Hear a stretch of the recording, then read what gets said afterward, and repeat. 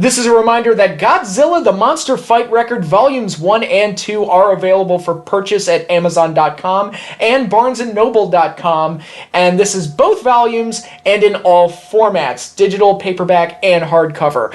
I am currently in the process of working on establishing a book tour to further promote the book. I will let you in on those updates and details once they become available. Right now we're just in the planning stages, but for right now you can purchase those books at Amazon and Barnes & Noble, so be sure to check them out. And today's video is going to be a little bit different, or actually a lot different. No wrestling talk today. I know there have been some big developments in the world of professional wrestling, specifically as it pertains to WWE and Endeavor's purchase of WWE and how that's going to affect programming moving forward.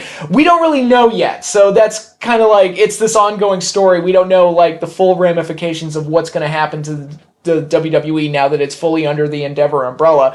That's an ongoing story, and I'll have more to say about it as we learn more in the weeks and months to come. So yeah, if you're here for wrestling talk, not going to be much of that today, so might as well just shut off the video and move on. But if you're interested in kaijus and tokusatsu, I have a lot to talk about today as it pertains to Godzilla, King Kong, Gamera, Ultraman, and Kamen Rider, and all that other fun Japanese pop culture stuff. Well, King Kong's not Japanese pop culture, but he inspired that whole world and is connected to, forever linked with Godzilla as possibly Godzilla's greatest co-star and the original inspiration for arguably this entire Japanese segment of pop culture. Like it arguably all started with King Kong, so I feel comfortable working him into that. But I have a lot to talk about in that regard, so if you love kaiju, this is going to be the video for you. But there's been a lot of kaiju related news and highlights that have come about recently, major projects coming up that I want to talk about and give my feelings on, and also some stuff that I've watched and stuff that I want to talk about as far as like giving my reviews and my opinions on certain aspects of these shows and movies that I finally got around to watching, and I want to give my thoughts on those. So you're going to get a nice long kaiju related video out of me. So a few years ago I did my Kaiju Corner review series in preparation for Godzilla King of the Monsters 2019. So you can almost consider this like a continuation of that. So like Kaiju Corner returns or Kaiju catch up or something like that. But in any discussion about kaiju, I think Godzilla is the biggest icon and the one that I'm going to start with, because there's been a lot of news and notes related to Godzilla and some of his major upcoming projects, and I do want to talk about that. First and foremost, Godzilla x Kong: The New Empire. Big news related to that.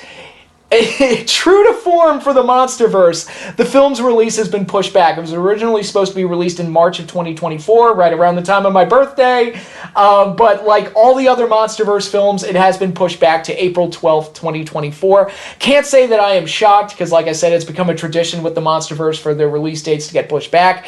The 2014 film was originally planned to come out, well, I mean, the whole history of that film is that it started off as like an IMAX 3D special short film that I believe was supposed to be released in 2012, and then it eventually morphed into the 2014 film that we got.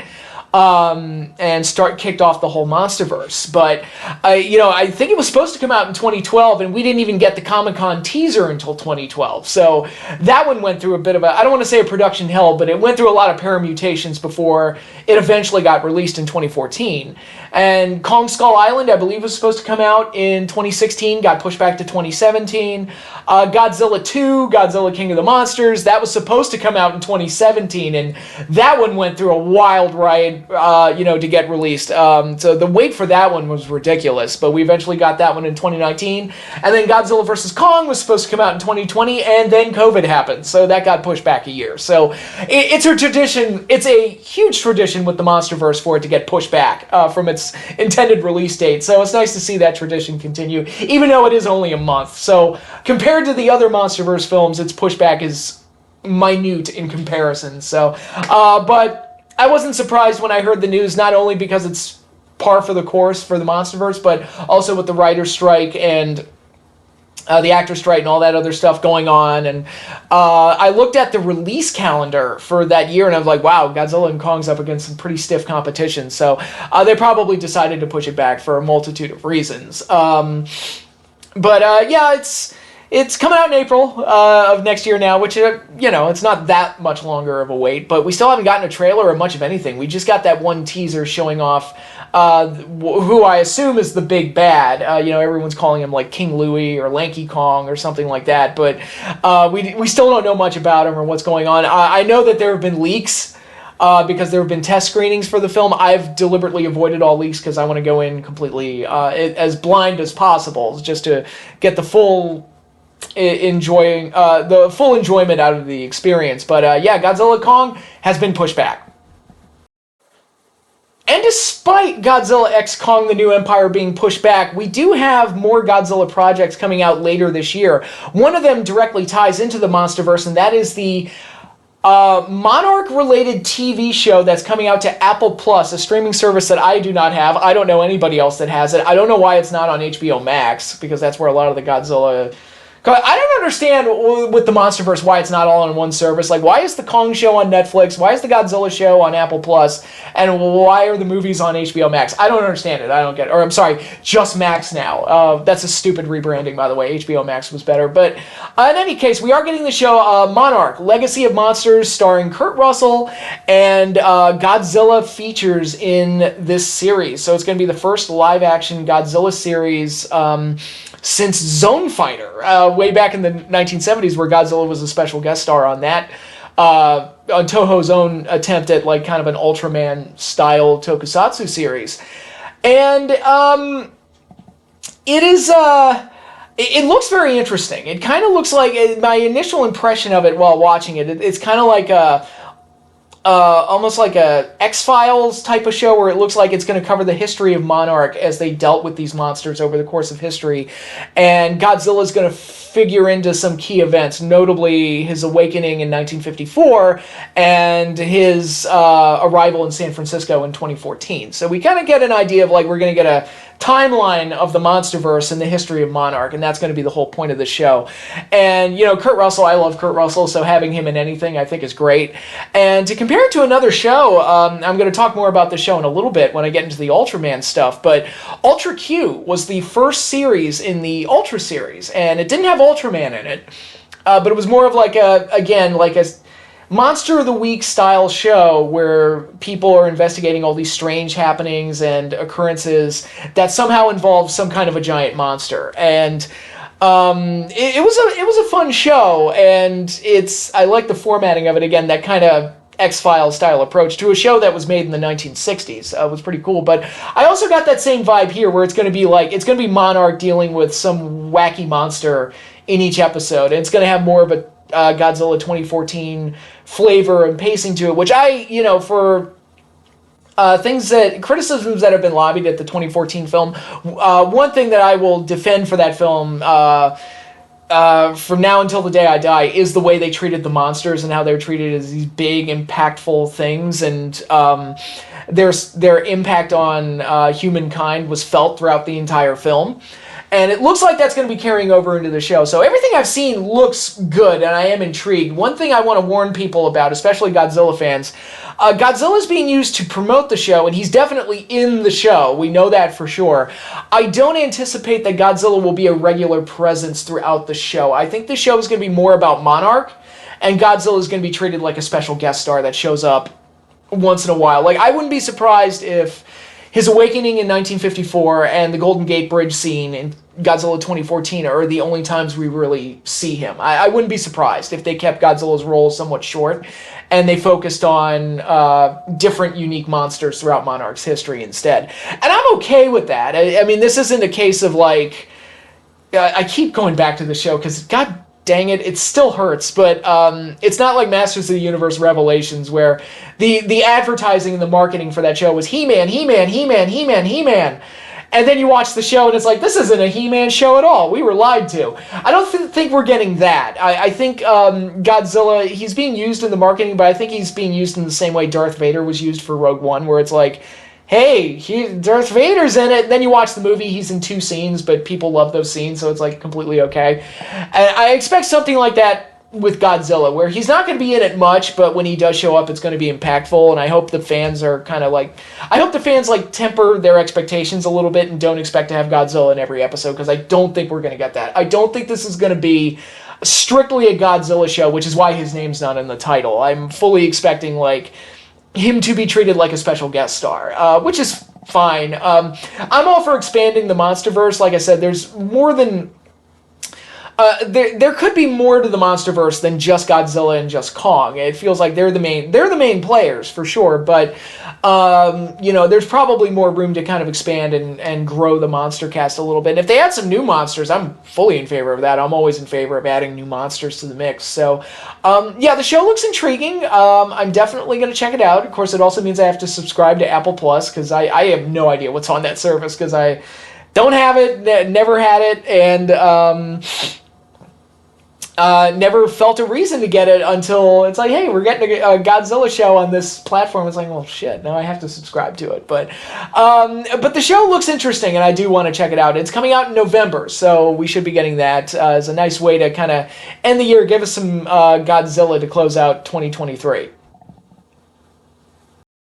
Speaking of closing out 2023, another Godzilla movie is coming out at the end of the year. It's being released in November in its home country of Japan, and it is getting, I believe, a one-night showing in December 1st in America. So, these Godzilla movies that get made in Japan, they're coming out sooner and sooner and sooner over here stateside, which I am fully in favor of. Like, because I talk about it in my book a little bit, but back in the day, man, like, it was hard tracking down some of these Godzilla films, and some of them you had to wait for big time, like the 90s Godzilla films. It took a long time for them to come out stateside, and Destroy All Monsters and Godzilla Raids Again were kind of like lost Godzilla films for a while, because for whatever reason, like, their home video releases got hamstringed, and it was hard to find and track those films down for a long time. Now it's like any Godzilla film, if I want it, I can just find it at the push of a button, or I can turn on the Pluto 24/7 channel and they'll have them all there. So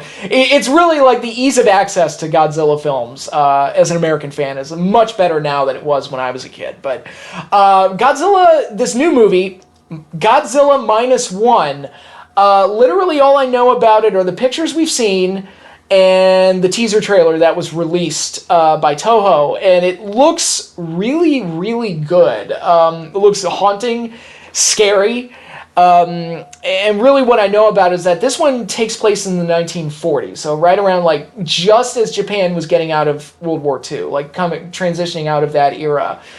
And Godzilla attacks Japan during that time. So I'm assuming this is a completely clean reboot and another, like, let's start the Godzilla timeline over again.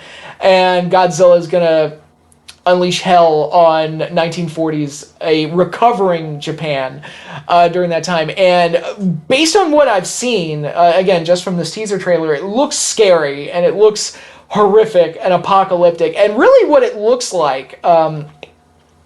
I referenced the 2012 Comic-Con teaser trailer, which I don't know if, if you haven't seen that, go check it out. You can find it on YouTube, finally, because I remember for years Warner Brothers and Legendary, like, blocked that thing from existence. Now it's like, now you can find it on YouTube and it's fine, but it was the teaser trailer that they dropped at Comic-Con 2012 to hype up the 2014 film, and they used quotes from Oppenheimer and... show all this scary apocalyptic imagery before revealing a shadowy image of Godzilla as it unleashes a mighty roar, and it's a very, like, haunting and disturbing, kind of unsettling trailer that I believe also used music from 2001: A Space Odyssey. I know they used it for the Halo jump in the 2014 film, but I don't remember if they used it in the 2012 teaser as well. But in any case. That teaser left a huge impression on people. It was like, whoa, what are we going to get with this 2014 film? And the 2014 film, which I did enjoy, and I still stand by that film, and I think it's a very enjoyable Godzilla film, that's not the film we got. Like, the film that was teased in the 2012 teaser is not what we got in 2014. What we got in 2014 was more of a Spielbergian kind of old school creature feature romp with Godzilla and utilizing some of the same like formulas and tropes that we're familiar with the Godzilla series. You know, kind of like the weight and power of the monsters from the 1950s mixed in with the kind of the tone of the 80s and 90s mixed in with kind of the story structure and formula of the 1970s. And it worked, but it wasn't like this apocalyptic hellscape that we were kind of promised in the 2012 teaser. This film looks like that's what it's going to be. Again, we'll see once I go see it. I don't know if I'm going to be able to see it on December 1st because, you know, baby, and I don't know how much of my time that's going to be eating up, but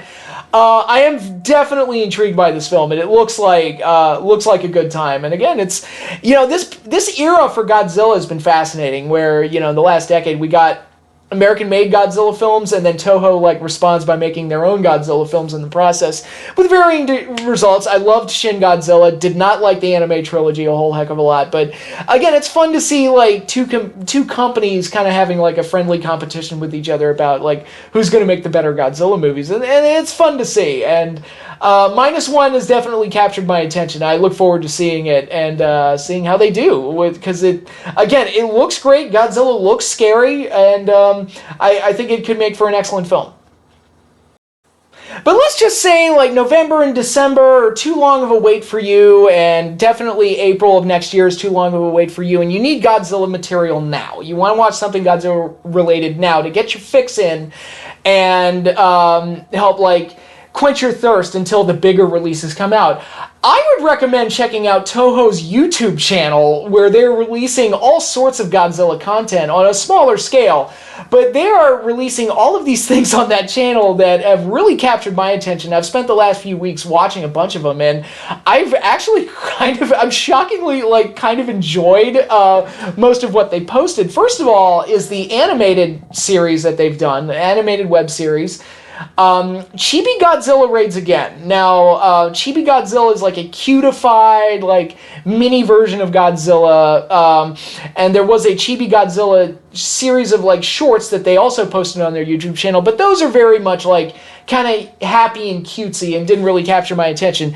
This series, however, really captured my attention because, it's Chibi Godzilla, who is the son of the real Godzilla, who's walking around the island, and he's palling around with chibi versions of all of Godzilla's classic monsters, King Ghidorah, Anguirus, Rodan, and Mechagodzilla, who washes up ashore on this island full of chibi monsters and idiots, as we'll soon discover. And each cartoon is just them palling around and being put into various situations, including wacky things like karaoke and all sorts of silly, cutesy silliness, which on the surface it looks very cutesy and silly, but the thing that really impressed me about the cartoon is how sarcastic it is. Especially Mechagodzilla, because Mechagodzilla, or Chibi Mechagodzilla, is like the voice of reason in a room full of insane people. And he's always calling out the other monsters on their stupidity and their bullshit, and that makes for some really funny moments, and I was surprised at how hard this series was making me laugh. So on the surface, again, it's very cutesy and kid-friendly, but then you watch it, and it's like, oh, this is really sarcastic and funny, and I kind of enjoyed it and appreciated it, so it kind of caught me off guard, and I enjoyed it a lot more than I thought I would. So Chibi Godzilla raids again. I believe it's 10 episodes. Each one's pretty short, and I think it's worth a watch. If you're in for a good laugh and you want to see the monsters put into like these really weird scenarios and have one monster, Mechagodzilla, being the voice of reason in a room full of idiots, I think you'll have a good time with it, because it is pretty funny. And building off that whole idea is the series Godziban, which I'd heard about for a while. A lot of fans had been talking about this series for a while, and I initially kind of ignored it because it was pitched to me, it was explained to me as a Godzilla puppet show. And I was like, oh, you know, that could be cute, whatever, but I just didn't get around to watching it. But it's getting more and more attention among the fan base, and I finally decided to check it out. Toho's been, they've had 4 seasons out of this puppet web show, and the first 3 seasons are available with English subtitles on their YouTube channel, and I guess we have to wait for season 4, but I did watch the first 3 seasons with these English subtitles, and I was amazed at how much I enjoyed it. It starts off as a very kind of standard puppet show and what you would expect, almost like a kind of Godzilla in Fraggle Rock type of thing, is how I would probably describe it, or maybe a little bit of Sesame Street without the educational elements. But essentially, what it starts off as with three young Godzillas, the Godzilla brothers, Godzilla-kun, which if you don't call him just Godzilla, it's Godzilla-kun, which he'll correct you every single time, as kind of the older brother that leads the pack and trains his younger brothers, Little Godzilla and Manila. Little Godzilla is the youngest, but seems to be more capable. Manila is kind of the clumsy idiot that has everything blow up in his face. And a lot of the early shorts are them like training to become tough, rough and tough monsters that could fight anybody. And as the series progresses, like they actually develop like storylines, and it's really, really interesting to see how like sucked into everything I got. Again, it's kind of like it's weirdly like I would probably compare it to Fraggle Rock. It's probably the best comparison I can make for it. So it's like trying to imagine Fraggle Rock but with Godzilla references everywhere. And they work in Dr. Serizawa. They work in a really funny way to work in King Ghidorah, which was, starting him off as like these three bullies that terrorize the little Godzillas, and that merge into this giant King Ghidorah puppet. And that's the other thing I want to talk about. The puppet work on this thing, really good. The puppets are very expressive, very detailed, very, again, they have that Henson-esque quality to them where they're obviously very cutesy and very kid-friendly, but they get a lot of movement and expression out of these puppets as well, and I was very impressed by it. As someone who's, again, a bit of a Henson fan, I appreciated Godzilla done fully in this style, and it includes a lot of references to the movies. There's one episode where Godzilla, Rodan, and Mothra fight King Ghidorah, basically reenacting the final battle to Ghidorah, the three-headed monster, only now the monsters talk. And they're throwing barbs at each other while they fight each other. There's another episode where they reference the Godzilla Ibira battle from Ibira Horror of the Deep, Godzilla versus the Sea Monster, whichever title you want to use. They reference that, and in that original movie, Godzilla and Ibira knock a boulder back and forth to each other, almost playing volleyball with it. Well, here, they actually do literally play volleyball with each other, and there's a lot of little references like that. They worked in a very weird way to work in King Caesar by having his two children be characters on the show, a young Caesar and Miriabi, who's like a female King Caesar that looks like kind of a furry fantasy. I don't know what they were going for over there, but they worked that in. They even work in Matango at one point. They work in Biollante, and all these interesting things. And the earlier episodes of Season 1 are more of a skit show, where it's like you get the Godziban, or like the Godzilla Brothers segments, and then you get like these weird live action segments with people interacting with the Shin Godzilla Kamada-kun puppet, and those are really weird. They kind of dropped those and worked the Shin Godzilla elements into the larger Godzilla Brothers story, which probably works better, but those were a little weird. There are also these segments with a Grandpa Hedorah and its grandchild, and the grandchild will ask like a silly question, then the grandfather will give this overly elaborate answer, and then the grandchild yells "Okie Hidoki," and then that's the end of the segment. It's this cute little thing that they usually stick on at the end of the show. And there's a couple of like animated, illustrated segments involving Jet Jaguar and Gigan and things like that. So, this is a wildly creative project that, again, kind of caught me off guard at how much I enjoyed it. And I was like, all right, so I guess when Season 4 eventually gets its English subtitles, I'll be watching that as well. But very enjoyable. And again, I'll say this: I was watching some of Godziban while holding my daughter, my newborn daughter, and she seemed to be paying attention to it. This is the first time. She's just over 2 months old, and this is the first time I've watched something on the TV that she seemed to be paying attention to, because normally she'll either ignore it, she'll look up at me, or she'll kind of dart her head around like trying to observe everything that's around her. But this was the first time she was kind of transfixed on the TV, so I don't know if that means like I need to watch what I put on the TV now because she's starting to remember and pay attention to things. I don't know, but it was cute. Like, it's the first thing that we put on that she seemed to actually pay attention to, so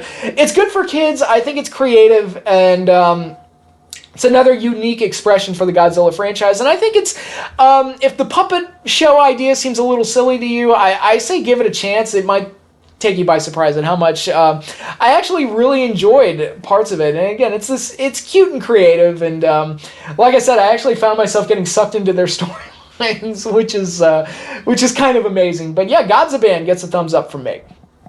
And finally, one thing that you should definitely check out on Toho's YouTube channel for Godzilla is the series Godzilla Island. And this is something that I have been fascinated with and have wanted to watch for years, like ever since I got onto the internet, because this is a show that Toho was doing in 1997 and 1998.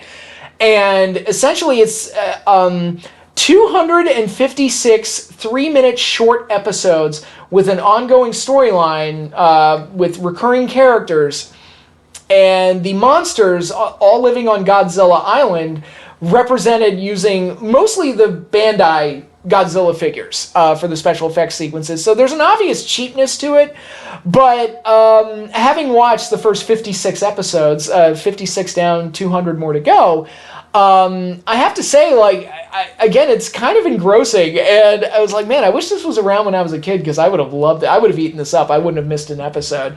It's cool to see, like, these little short episodes worked into a larger story that you see play out over the course of all these little 3-minute clips. And once you get over, again, the obvious cheapness of it, that they're using action figures for the monsters and for the special effects sequences, they do get a lot of character and story out of it. And some of them very weird, like Godzilla literally being put on trial for attacking a city. And one of the characters having to be his defense attorney, which is bizarre as all get out. One of the weirdest things I've ever seen in this franchise. And that's really saying a lot. To an alien invader, sending one monster after another to go after Godzilla or kidnap Godzilla Jr. and various other things. There's this... It's, again, once you get over the fact that they use action figures for the special effects sequences, it does feel like Godzilla, and you do, at least for me, I can't speak for anybody else, it is fascinating to watch. And again, it's not a huge commitment, because each episode's only 3 episodes long. And right now, Toho is posting 2 episodes a week, and we're up to episode 56, so like I said, 200 more to go. But this is something that I've been fascinated with, ever since I've been on the internet and I found out about it. And it's one of those pieces of Godzilla media that's kind of been kept from English-speaking audiences and American audiences. And now Toho is finally posting it on their YouTube channel, and it is great to see. It's great to finally get to see this stuff. Better late than never, anyway. So another piece of Godzilla history is now being made available to us, and I say we should take advantage of it. I think it's a lot of fun. Like, I'm surprised. Again, it's one of those things, I'm surprised at how much I'm enjoying it. And it's, it references classic Godzilla. It references the Heisei era. They did a whole thing referencing the Rebirth of Mothra trilogy, which was going on at the time. So that was probably an inter-promotional thing to promote the Mothra movies. And it also stars one of the lead characters, the commander of Godzilla Island, who kind of leads the military base that's on the island, is played by Jiro Dan, who played the second Ultraman in the series Return of Ultraman. More on that in a little bit, but having just watched Return of Ultraman and then seeing him in this series, it was actually kind of interesting to see, like, a younger him in the 1970 series, and then him older in this Godzilla series. And it was, it was nice to see him, and he just recently passed away, so it was kind of interesting to see his work and his contributions to the legacies of such great characters like Godzilla and Ultraman. So that was also something I appreciate about the series, coming out at like just the right time while I was watching his Ultraman series, and now I have access to his big contribution to Godzilla. So yeah, this is something I've wanted to see for years, decades even, and it's great to finally get a chance to see it. It hasn't disappointed. It's whether I'm laughing or I'm having my jaw hit the floor or just getting sucked into the story. I really enjoyed the Godzilla Gigan showdown story arc that they did. That was probably my favorite thing that they've done on the show thus far. We've still got 200 episodes to go, but yeah, if you're in the mood for it, something a little bit smaller scale and a piece of Godzilla history that hasn't been made available in the States until now, I recommend checking it out. And like I said, the Godzilla YouTube channel from Toho is filled with material that you can check out. So again, if you're having trouble waiting for the Apple Plus show, or -1, or Godzilla and Kong 2, there's enough stuff on the YouTube channel to keep you busy, I think. And moving past Godzilla to get to one of his big co-stars, we had another MonsterVerse project, although I'll use that term very loosely. This dropped on Netflix a while back and stars King Kong, and that is the show Skull Island, an animated series showcasing the hellish landscape of Kong's home and his domain. Skull Island, made famous both in the original film, the original King Kong film in 1933, and used as the main setting for Kong's first MonsterVerse film, Kong Skull Island, back in 2017. So when I heard they were doing this show, I thought it was a very good one to do. Like, yeah, let's do an animated Kong show set on Skull Island in the MonsterVerse continuity. A lot of potential, a lot of things you can do with animation that you can't always do in live action films, and I thought it would be a very interesting setting for the MonsterVerse and for Kong's world. Unfortunately, in execution, the show doesn't really give you what you want until the last 2 episodes. Kong is barely, and I mean barely, in the show. Again, until the last 2 episodes, when he all of a sudden becomes the main star. And it's a bit of a slog to get to that point, unfortunately. The human cast and their dramas, and I won't give away any spoilers or anything, but ultimately feels pointless in the grand scheme of things. I think my favorite character was Dog, who isn't even a human. It's just the companion to the Island Girl character that's featured throughout the show. And, it's not that the animation's bad, it's not that the voice acting's bad or anything like that. It's just, when I hear a Skull Island show, I expect Kong to be a little bit more prominent in the story, and he's barely in it. And I was also very confused in how this fits into the MonsterVerse continuity, because if you ignore the MonsterVerse and everything you know about the MonsterVerse and everything you know about Skull Island from that continuity and just go into this blind, you're not really going to miss anything, because it's so self-contained that at times I questioned, like, is this part of the MonsterVerse? I don't even really know. And it was very confusing to me about where this fits into the MonsterVerse timeline and how it works as a part of the MonsterVerse. The Skullcrawlers are reduced to one very, very brief cameo, which makes me question why they were even included at all. And Kong, they show his relationship to one specific human in episode 5, which is a flashback episode explaining some of Kong's backstory. But the Iwi tribe, which features prominently in Kong Skull Island and is where Gia, the young deaf girl that befriends Kong in Godzilla vs. Kong, is nowhere to be seen. So I'm wondering, where does this fit into the grander MonsterVerse continuity, or how exactly does this connect to the other films? That is very ill-defined and makes this show more confusing than anything else. It almost kind of reminds me of the MonsterVerse comic Godzilla Awakening, which barely fits into the continuity and actually has some contradictions to the greater timeline. So it's and granted, the MonsterVerse doesn't exactly have the most intricate or complicated continuity anyway, but finding an idea, you're trying to nail down where this series fits into the grander scope of the MonsterVerse is actually very confusing and makes the show harder to enjoy, unfortunately. And this is one of those shows that, and the way that streaming has impacted everything and how media is consumed now, where it's like, oh, we've got to have a series that gets people to binge. So everything is built around binge watching, and it feels like this show was built around promising us King Kong for 4 or 5 episodes before finally delivering in the final 2. And it was built for binging when, there was so little material to get to that point in the first place. It's like, why didn't they just make this a movie? I think this probably would have worked better as a movie. What was that show with Steve Carell and General Hux that my wife and I watched on Hulu? I think it was called The Patient or something like that. It involved a serial killer and his psychiatrist that he kept hostage. But watching that show, I was like, it was so repetitive and it was so stagnant in its story progression that I almost felt like it could have been a movie instead of a show, because as a show it kind of dragged, but as a movie it could have worked as kind of like a new version of Misery. But I felt very similarly about this show, where it's like, there's so much useless material, especially in the first 2/3 of the show, that I almost feel like you could have shortened this down into a movie, but they built everything for binging, so this is the show that we got.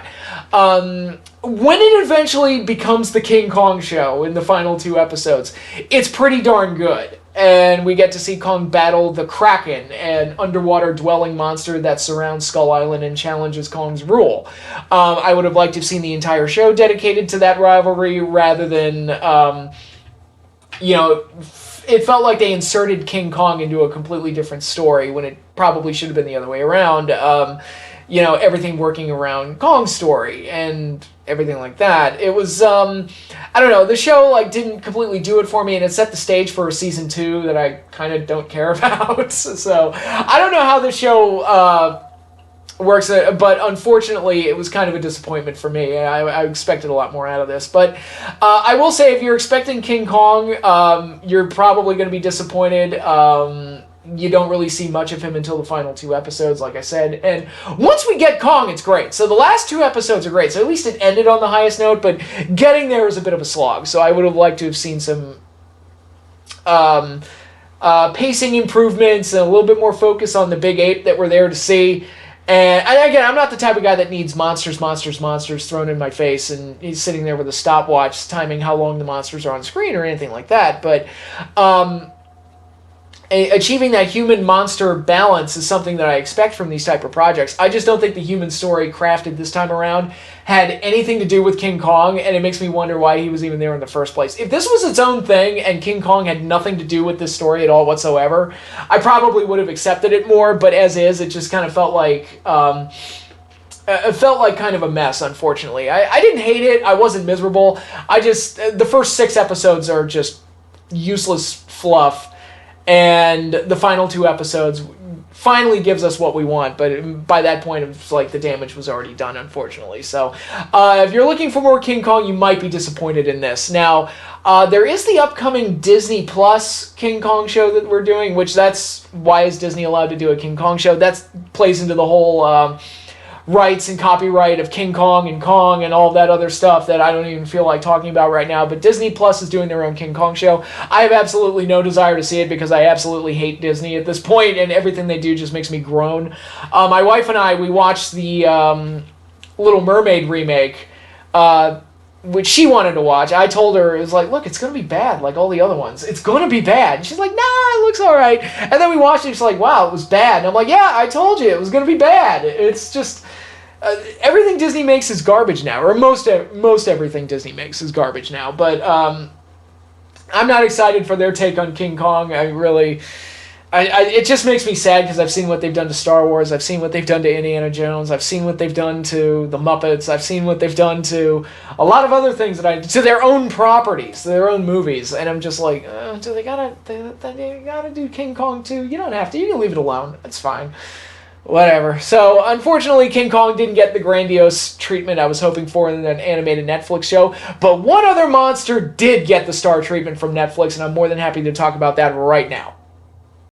Netflix also gave us the return of Gamera, the giant flying super turtle, the friend of all children, and the guardian of the universe finally returned. We have not had any real Gamera material since Gamera the Brave in 2006.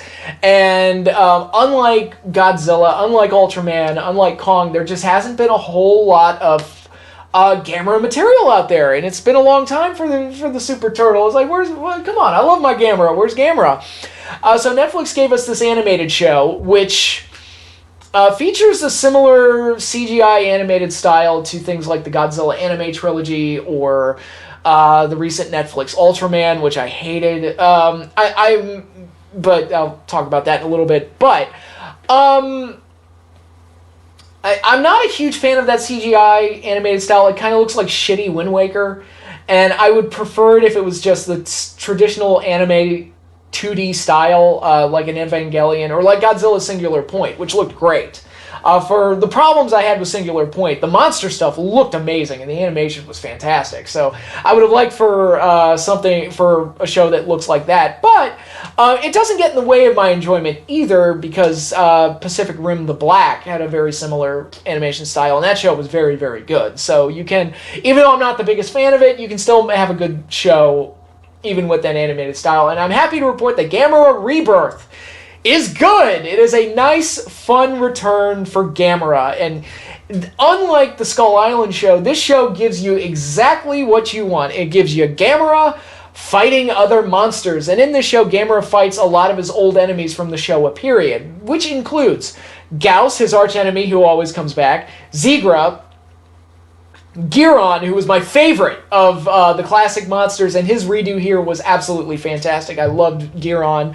Virus comes back, and Jiger comes back. So they bring back a lot of the classic Gamera foes. There was no room for Barugan, unfortunately, but I was very happy with the monsters that we got overall. I wasn't the biggest fan of Zigra's design when I first saw it, but once I saw the episode play out, I accepted it more. And I think most of the monsters were handled very, very well, very effectively. And you got to see plenty of nice monster action that was good, fun, and gory, like the classic Gamera films. And I think as far as the story goes, I think the show made the wise decision to focus on children, because as we all know, Gamera is the friend of all children. And I think even the more serious-minded Gamera trilogy of the 90s had children and younger people as the focus of the story, because Gamera has always had that connection with children. And so using this group of like Stand By Me, Stranger Things style nerds kind of drive the story, I think was a very good decision and worked very well. There are some very awkward moments with the kids, but fortunately they're few and far between, and on the whole they're overall really likable, and their relationships feel genuine and everything, and they get to bear witness and even befriend Gamera, the Super Turtle. Now, like I said, there are some writing issues. Towards the end, they make a few mistakes. Like, for example, I'm trying to avoid spoilers here, but Gamera gets turned to evil very, very briefly, but it's a scene that lasts maybe 2 minutes, and it's very, very brief, when I would have liked to have seen an entire episode around Gamera being turned to evil and breaking against the kids and them trying to get him back back as their friend and all that other fun stuff. But for the most part, if you like Gamera, if you like giant monsters, you're going to enjoy the show. Like I said, the show it gives us exactly what we want out of a Gamera show, and I think it worked for the most part very, very well, despite a few missteps here and there. So, not a perfect show by any means, but we've been kind of starved for Gamera material, and I'm happy to report that this turned out really, really well. And it was nice to see a lot of Gamera's old co-stars come back as well, because for whatever reason, Gauss is the only one that has ever come back. And I was like, I'm all for new monsters, and Gauss is fine and everything, but it's like, can we get Giron back? I kind of like Giron. And this show definitely delivers. If anything, I think it plays out in a way that's kind of like, this show is kind of like the good version of Gamera Super Monster, which Gamera Super Monster kind of operated in a similar way, where Gamera battles all of his old foes with an overarching plot that ultimately ends with Gamera facing this invading force that's taking control of all of his old enemies. Unfortunately, that movie sucks because it's all done with stock footage, so it's like a Gamera highlight reel rather than a fresh, new, or an original story. They worked a story around the stock footage rather. It kind of reminded me of those old Looney Tune movies from the 80s where they took the old shorts and wove together a narrative when there wasn't really a narrative connecting any of the scenes together. And Gamera Super Monster, I reviewed as part of Kaiju Corner. It sucks. I called it the worst Gamera movie and possibly the worst Kaiju movie I've ever seen. But this show, which unlike the Skull Island show, actually works as a show because each episode Gamera fights a different monster. So it's like that episodic quality kind of works a lot better in that regard.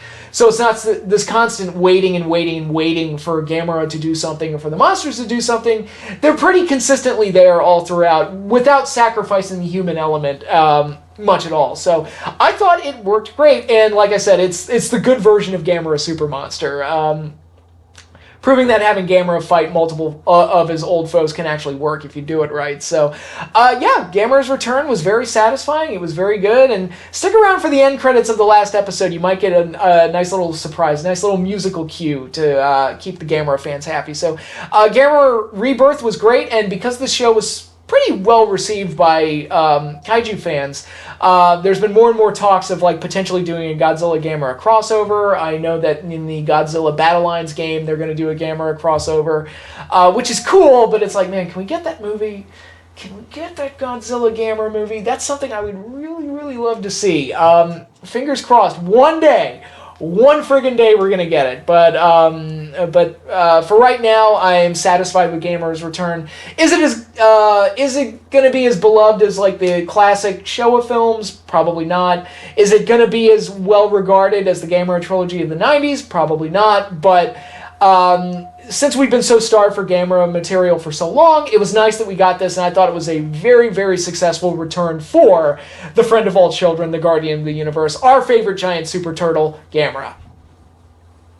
Now, as part of Kaiju Corner way back in 2019, I decided to work Ultraman into part of my review. So I watched the classic Ultraman series and the movie Ultraman the Next, both of which I really enjoyed. And I had mentioned in those reviews that I never actually grew up with Ultraman, and I never really watched it. So that series of reviews became an excuse for me to say, all right, let me finally watch Ultraman, because I know that this is a big deal in the worlds of Kaiju and Tokusatsu and in Japanese pop culture, and I should be at least somewhat familiar with this icon, and I really enjoyed the original series, and I really enjoyed Ultraman the Next. So I've been itching to kind of like get back in and watch more of the Ultra series. Haven't really gotten around to doing that until this year. I was like, you know what?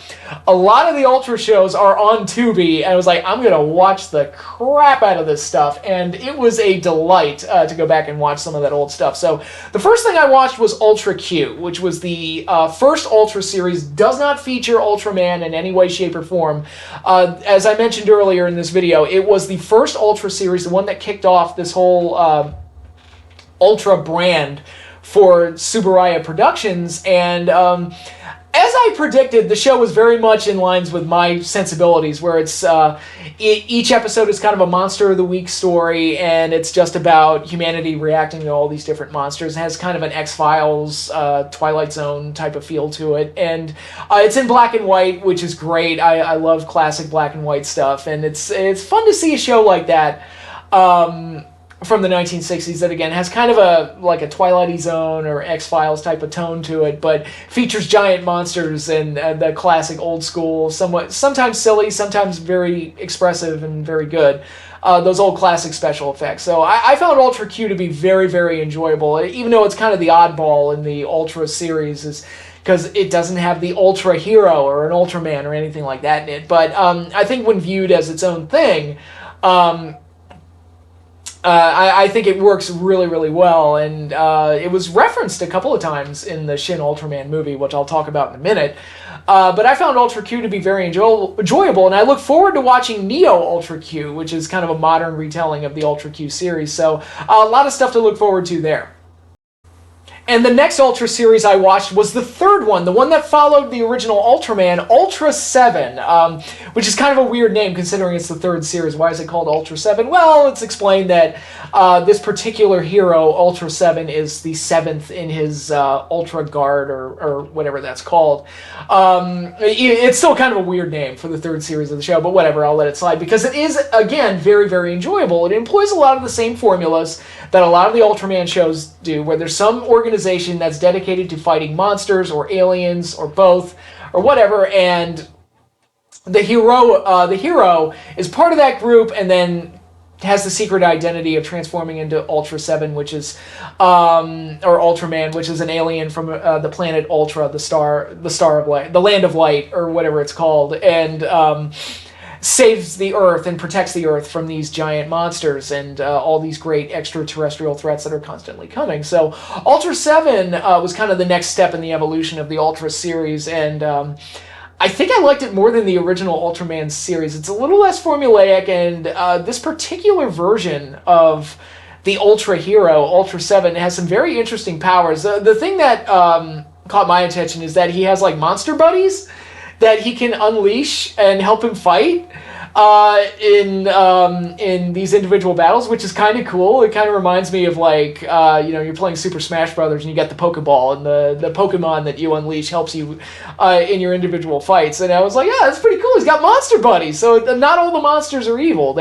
Some of them are helpers for Ultraseven, and he's also got like this. I want to call it a mohawk, but it's not that. But like this, decorative headpiece on his helmet that he can use in almost like a boomerang and use that as a weapon, which is different from from the Ultraman classic abilities. Maybe it's not as iconic as like the Beta Capsule or like the special plasma shot that he does with that stylized kind of karate chop thing, but it gets the job done, and it's kind of cool. Again, he uses his goggles to transform, which again is not as iconic as the Beta Capsule, but still, pretty cool in its own right. And again, as I've been diving into this stuff, there is a classic appeal to all of this stuff, and I think Ultraseven, right in line with, like, if you like Tokusatsu, if you like Ultraman, you'll like Ultraseven. It's a little bit more serious than Ultraman, and probably one of the reasons why it is so well regarded among the Ultra series, and why it's kind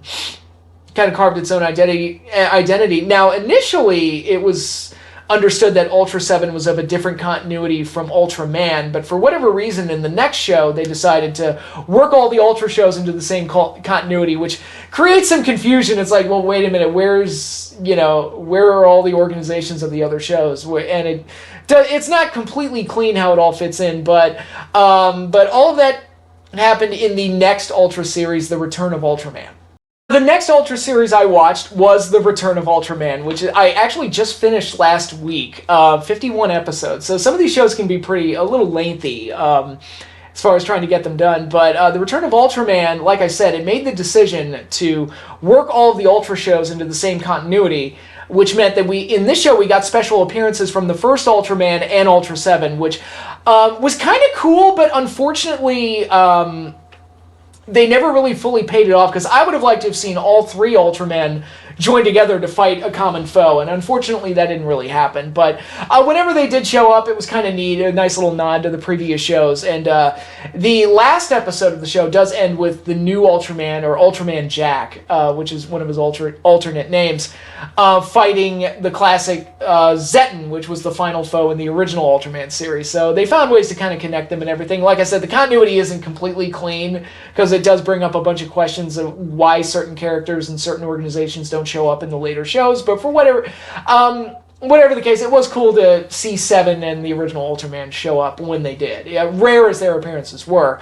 But Return to Ultraman is one that was highly recommended to me. It was said that I was told by many people, you should definitely watch this one. And I'm glad I did, because once again, a lot of fun, and it takes the classic Ultraman formula and kind of expands on it with some great monsters throughout. There were some very creative monsters throughout this thing.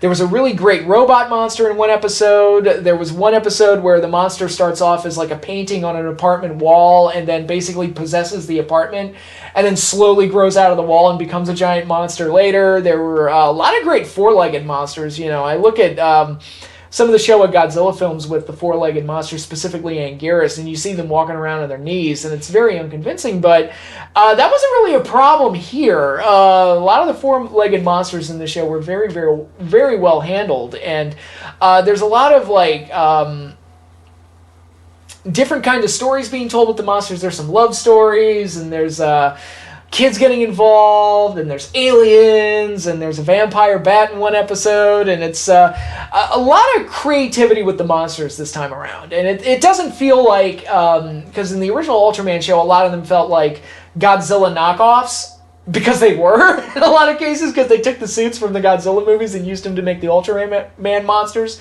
But I thought the monsters this time around were a lot more creative, a lot more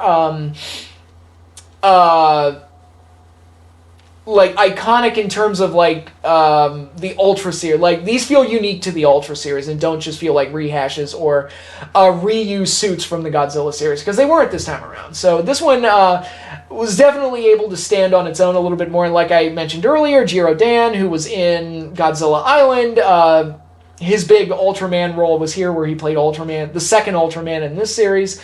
It is confirmed, even though the show is called Return of Ultraman, it is confirmed to be a new Ultraman. It's not the same one from the original Ultraman series. So how many times can I say Ultraman in one go? But anyways, Return of Ultraman, again, very entertaining show, very good. And if you're looking for something to watch on Tubi, they've got a lot of the Ultra series and a lot of Tokusatsu shows on there as well. Tubi has become like kind of useful for me because I'm always finding the most random crap on there. I found Conan the Adventurer, which was the animated Conan show that I watched as a kid and was my introduction to the character, and I watched that on there as well. And it's like I found Johnny Quest on there the other day, and it's like, man, there's always some weird crap floating around on Tubi, so go check that out. But going back to Netflix, I did watch the Ultraman Netflix series, which ran for 3 seasons. All I'm going to say about that show is that it's garbage. Don't watch it. It's a complete waste of time. It started off okay in season 1, but it never developed into anything beyond constantly promising us stuff that never really came to fruition. For one thing, Ultraman never grows to a giant and fights giant monsters, which to me is part and parcel for Ultraman. It's like, where are the giant monsters? Why is he not turning into a giant? What's going on? And also, the Ultraman suit itself is almost treated like Iron Man suit, where you see the person inside of it, like those shots that Robert Downey Jr. did, where you see him like inside the suit in the dark, you know, surrounded by darkness, he's looking at the view screen. They do a lot of shots like that, which just makes these Ultramen look like Iron Man knockoffs, and it was kind of bullshit, and I didn't like it. The show was boring, and it didn't work for me. It was easily the worst thing I watched out of all of this stuff. So, not a fan of the Netflix Ultraman. Skip that show. Don't even waste your time. But one final Ultraman thing that I watched was Shin Ultraman, which I watched in theaters. It was the last movie I saw in theaters before the birth of my daughter. And it ran for a special screening through Fathom Events. Fathom Events is great because it's like you get these small-scale releases for this cool outsider stuff like Ultraman and Godzilla that you wouldn't get a wider release, but can really draw in those nerdy, you know, offbeat crowds like myself. So I got to see Shin Ultraman, and I found it to be delightful. I thought it was generally well made, a lot of fun. If you like the classic Ultraman shows, I think that this movie will do it for you because it's kind of a modernized retelling of Ultraman. It doesn't try to be anything more than that. It's a little cheesy. It's very much cut from the same cloth as the classic shows. It's just done with modern special effects and filmmaking techniques. So the plot itself, the plot kind of jumps all over the place. And I don't know if that was intentional or not, but the vibe I got while watching the movie was that it's not really a movie, it's a bunch of Ultraman episodes cut together, so it's almost like you're marathoning Ultraman, because the focus of the plot changes every, 10 to 15 minutes or so, and you feel like you're watching a bunch of Ultraman episodes. Like, it almost feels like I watched an entire Ultraman series over the course of, like, a movie, and again, I don't know if that was intentional or not, but it worked for me in that regard. It kept the movie fun, and to see all the little references to all the, the classic show and all the classic monsters that were put on display and aliens and all that other good stuff. So it was, if you like Ultraman, it's a good fun romp. I don't think it's the best Ultraman thing I've ever watched. I don't think it's as good as Ultraman the Next, which I found to be a very, very entertaining movie. But as a kind of a nostalgic romp with the Ultra series and kind of a throwback to the classic shows, I think it was a lot of fun, and I think it was definitely worth a watch if you're a fan. And let's wrap up this video by talking about another pillar of Tokusatsu, and that is Kamen Rider. And I talk about pillars of Tokusatsu, in the grand scheme of things, like the 4 pillars, a lot of talk about pillars between AEW and a bunch of other things, but the 4 pillars of Tokusatsu, to me, are Godzilla, who's kind of the granddaddy of the whole thing, Ultraman, Kamen Rider, and Super Sentai. If anybody else has any other takes on that, feel free to, weigh in the comments down below, but I really feel like, as far as exposure and the wide reach of those properties, I feel like Godzilla, Ultraman, Kamen Rider, and Super Sentai are the... Super Sentai, for those of you who don't know, is what eventually became Power Rangers over here in the States. But those are the pillars of tokusatsu. And it might surprise you to know that I've never watched Kamen Rider before. The closest I ever came to watching Kamen Rider was the crossover episode of Power Rangers where the Rangers met with the American version of Kamen Rider for that Americanized Masked Rider show that they did that I never watched. So my only experience with Kamen Rider was that crossover episode with a show that, to my understanding, is universally reviled. Nobody likes the American Masked Rider show. Nobody I've talked to, anyway. And I never watched it, so I can't judge it. But it's amazing to me that this motorcycle riding, grasshopper themed superhero that's a staple of Japanese pop culture, and I have so many connections myself with Godzilla, and I've dove into Ultraman, and I watched Power Rangers, which led me into Super Sentai. I've watched a little bit of that. I never watched Kamen Rider before, and that's one that always escaped me. It's probably because it doesn't have giant monsters in it, so I'm like, you don't have giant monsters. I'm not going to waste my time. But, I once said that Ultraman is kind of like the Superman of Japan, which is a gross oversimplification, but it's kind of that same thing, where he's the big hero that represents positivity and hope, and is the great big ultimate symbol. And Kamen Rider is probably closer to Batman, where it's a little darker, a little edgier, with elements of Blue Beetle, who was in that movie that just came out that nobody saw. But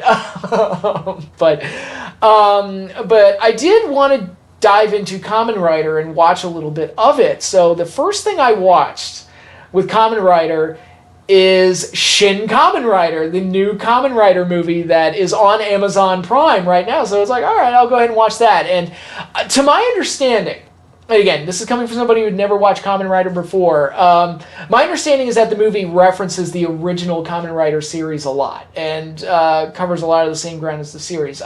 When I eventually watch the original Kamen Rider series, which is almost 100 episodes, I will be able to comment on that further, but my understanding is that the Shin Kamen Rider movie is very much entrenched in the classic series and was focused on referencing it, which is kind of what Shin Ultraman was, and to a degree is what Shin Godzilla was, which was bringing the character back to basics. I think Shin Godzilla had a little bit more of its own unique personality that helped it stand out, but Shin Ultraman very much has both feet firmly planted in referencing the original classic shows, and my understanding is that Shin Kamen Rider is the same thing. Unfortunately, the film kind of lost me a little bit where, and again, maybe it's because I haven't watched the classic series yet or anything, but it started off very cool with, sets the tone right off the bat with a great action sequence that shows off Kamen Rider riding around on the bike and fighting people and a little bit of blood and all that other good stuff. And I was like, okay, we're off for a fun ride here. And then it kind of becomes this overly repetitive cycle of stuff happens, then he shows up and fights so-and-so, and then stuff happens, and he shows up and fights so-and-so. And I felt like I was watching a bad version of Scott Pilgrim versus the World, but I actually enjoy that movie. This movie, I don't know, it just got into this weird holding pattern where it was just stuff happens, then fight, stuff happens, then fight, and then there's certain plot developments that take place, like the addition of a second Rider, and that felt horribly underdeveloped, and that second Rider character, I didn't get a feel for him at all as a persona or a character, or his starting off as a bad guy and becoming a good guy. That all felt underdeveloped and kind of confused me more than anything else. And again, I don't know how much of this ties in with the original Kamen Rider series, but I don't know. It was not the experience I was hoping for as far as an introduction to Kamen Rider, and maybe it was the wrong thing to watch as an introduction. And maybe I should start from the beginning and just watch the original series and see what I think of that. But unfortunately, Shin Kamen Rider, I didn't hate it. I wasn't miserable. I just was like, kind of by the time it was over, I was like, that was it.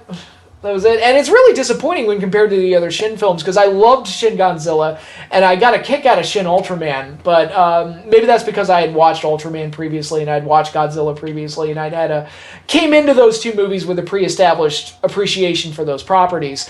Not so much with this film. So maybe starting off with Shin Kamen Rider was a mistake on my part, and there's much better material out there. Now, I have the list right here. This is the list of Kamen Rider shows that were recommended to me. I don't know if I'll be able to watch them all because, good lord, there's so much. But the ones that were recommended to me were the original show, V3, Black RX, which is, my understanding, was the one that was turned into the American Masked Rider show. Kuga, Drive, Build, Zeo, and Black Sun, which is on Amazon Prime as well. I have that on my queue. I haven't watched it yet, but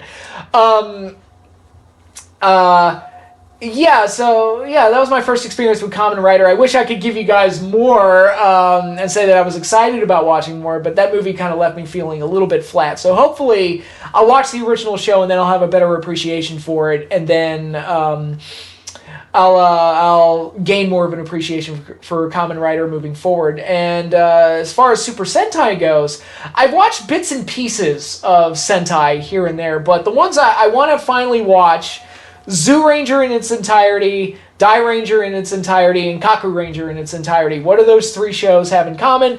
Those are the three shows that formed the first 3 seasons of Mighty Morphin Power Rangers. So those are the ones that I'm familiar with. And again, I've watched bits and pieces of them, but I want to watch the full shows and get a full idea of where certain scenes and where certain characters came from and how they were changed for Mighty Morphin Power Rangers. My understanding is that Serpentera, which was Lord Zed's Zord in the 2nd season of Power Rangers, is like a god that gets that's like an apocalypse god that gets unleashed on society, and is neutral and is sentient. So it'd be awesome to see how that plays out in the actual proper context of the original Super Sentai series. So I look forward to watching those. Haven't gotten around to it yet, but yeah, hopefully I can do these Kaiju and Tokusatsu videos again moving forward, because again, I plan on watching a lot more Ultra, a lot more Kamen Rider, and a lot more Super Sentai. So I'll have a lot more to say. And of course, we've got more Godzilla material coming out, so there is that. But thanks again, everybody, for watching. That is all I have for you now. I will have more content. Hopefully I keep this once a week video pace that I've been doing. And be sure to check out Godzilla the Monster Fight Record, available on Amazon.com and BarnesandNoble.com.